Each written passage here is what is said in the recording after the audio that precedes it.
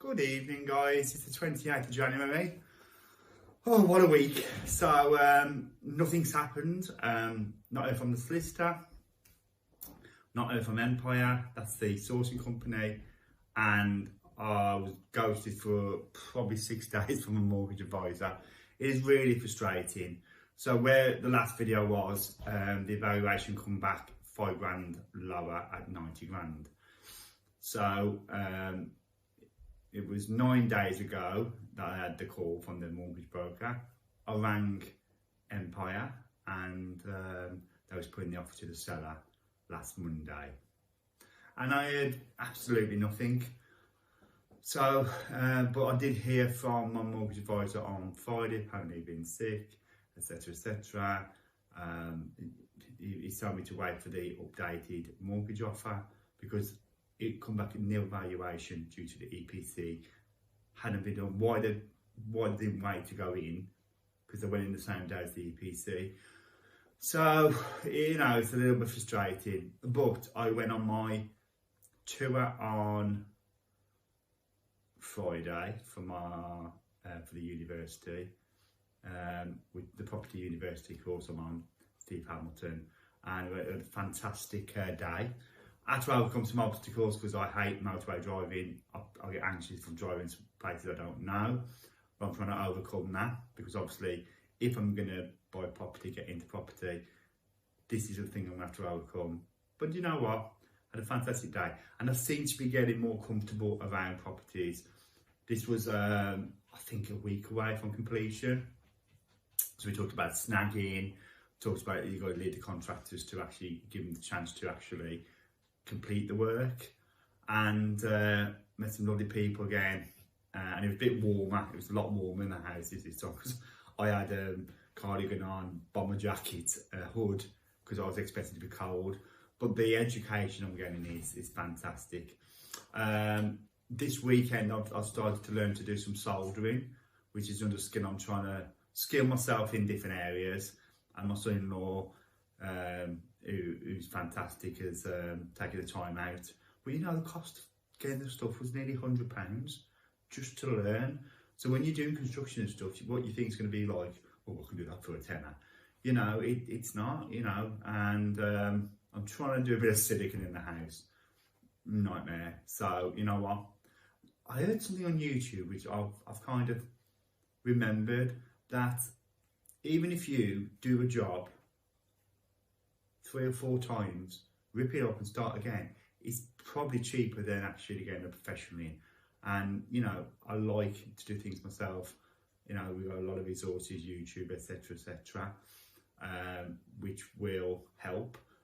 So I know I'm going to start again. I think I'm going to go for some grey silicon. But touching on education and stuff, I went to my daughter and son-in-law's house last night, and I sort of, like, we talk about what I'm doing and stuff, and it's great just to, you know, chew the fat and discuss things. And I'm kind of saying, you know, if this was my property, I'd take that wall. And before I knew it, I was redesigning the whole house. They said they wouldn't trust me to do it right now, but you know, I was confident as well. And my friend, who's had some work done, quite a lot of extensive work, I priced it up. He went like, how much do you think it cost me? And I looked at the kitchen, looked at the bathroom, looked at all the bits and pieces, and I got it to like within 2 grand. So I'm understanding the costings as well now. I'm just a bit, in my business, I kind of, if I do something, I get the rewards a week or 2 later. So if I buy a new product, bring it in, I see rewards. With property, it's very frustrating because it's long-winded, and some of the professionals are kind of rude. I don't know if it's normal. You know, I mean, I messaged my sourcing Empire, and she's read it and not said, look, we're still waiting, or anything, just nothing, and that is quite frustrating. And I'm building a power team, so will I use these people again? I don't actually know. You know, I haven't got confidence in, because communication is the key. So I've got a Property Connect this Thursday evening, and the chance to listen to some big players in their property and network as well, which I'm thankful for. So it's been an uneventful work, but I took some of this confidence and some of this teachings and education and brought it into work. You know, I've been looking at my own situation in work and thinking, well, this isn't quite right. You know, I want to tighten up the brand. I want to tighten up customer service. I want to really look at bringing new products in, because the property thing is a big deal, and cash flowing, you know, it's drained. Even our personal savings, you know, we can afford it, but there's contingency to pay for. So you put all this money aside, and then you've got to build back up. So I took a few weeks off from building the business and buying new stock, but I've started slowly rebuilding that now, and because the money's been set aside and the bankroll, the cash flow is growing a bit now. So, but you know, as part of this personal journey, you might want to think, you might ask yourself, why am I doing this? Well, I came from a council estate. I had two brothers and sisters, very, very tough, you know, kind of growing up. You know, there was no work a lot of the times. You know, I remember going to bed hungry some days, you know, but it was happy. My background was quite strict, very military, which is sometimes where I get my routines from, and stickability. So growing up, we had no pocket money. We had to literally go out, I had a paper round, I washed cars, I helped the milkman. I was as inventive an entrepreneur as I could. And I left home at 15 and I was in a homeless unit. So I learned to defend for myself, you know, and it was tough. I mean, I got my first house at, I think I was 28, and it was absolute wreck. It was 2-bedroom, and terraced. But when I opened that door, I knew, you know, I'd never go back to renting. And I bought that for £29,500 and I sold it for 65. It was in an up and coming market. But I also sold the land for £10,000 the side of it. And I bought like a flat, 2-bedroom flat for 45,000, and I paid some debt. So I mean, I wasn't as good with money as I am now. I was young, you know, a bit reckless. But I was, and then I met my wife, and we went for a bit, and we've had this house where we live over 10 years now. Had a new roof on it, new kitchen, new bathroom, new flooring, and the last 6 months I've been like redoing things up, and I got a new porch door pull on, new doors, and you know, so yeah, my background is you know, I have bought property.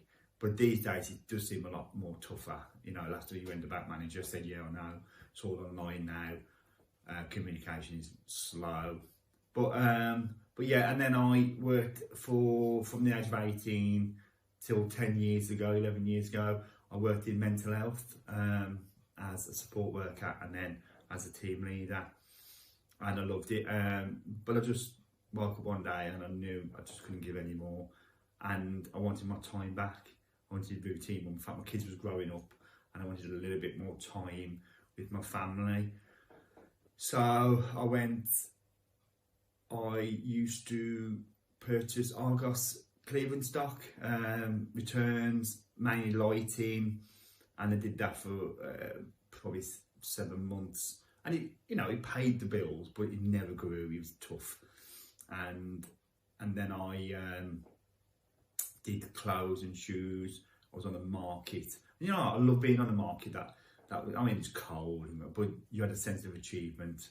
And then I set up a vape shop for somebody else, and it was kind of like, my dad said to me the one day, why are you working for somebody else? You built this up. All the ideas, or getting the customers in, it was you. So why don't you kind of set up by yourself? So I managed to get I went into partnership with somebody who had an empty shop, an old computer shop, and I had the vision. I knew exactly what I was going to do. I mean, it was on My dad lent me £4,000 and I had £4,000. That was it. But I had the vision and I got in it right at the start, and it was an epic journey. Now it's flatline. I had a couple of business partners. We had 3 shops and we split. One before COVID, and I split with the other one after COVID. You know, he wanted to do his own thing. He was more creative, I'm more business minded, and I just grew the online. Got websites, eBay, Amazon, and the shop. I mean, the shop is, you know, the foundations for some wonderful staff who I've trained, but it's a constant battle just to keep them energy up and levels up, because no one loves the business as much as me. No one understands it as much as me. So the reason I'm like getting into property is I don't know what the future holds in retail, in vaping. So I want to take some of those profits and recycle them and earn from them, and eventually get a portfolio and learn from the best. So my buy-to-let is one part of it. Then I'm doing a joint venture with Steve, which should be happening in a few months, and that will not only make some profit but also give me the learning curve, and hopefully build an ongoing relationship. And if I do a good job, and you know, I've kind of said anything you want me to do, I'll do it. Plus, I'm open to do more training in the area in my free time. So, you know, I know it's a long video today. I just wanted to tell you who I am and what I'm about, and I've been practicing with the video a little bit better. So taking some hints and tips. And I don't edit, I just do one take, and you know, if I waffle, I do apologise. But you know what, if you're interested, any ideas, any tips, what should I do about the solicitor? You know, what should I do about agencies, estate agents, mortgage brokers? Did you get your power team in one go? Do I push back or just sit back? And because I don't want to be that person who's like aggressive all the time, but you know, it's my money locked in. So I have every right. If they say they're going to get back to me Monday and it's 6 days later, should I just ring them and be a nuisance for a bit? Let me know in the comments, and thanks for watching. Hopefully next week I can bring a bit more positive news. So have a great evening and have a great week. Thanks for watching. See you later. Bye.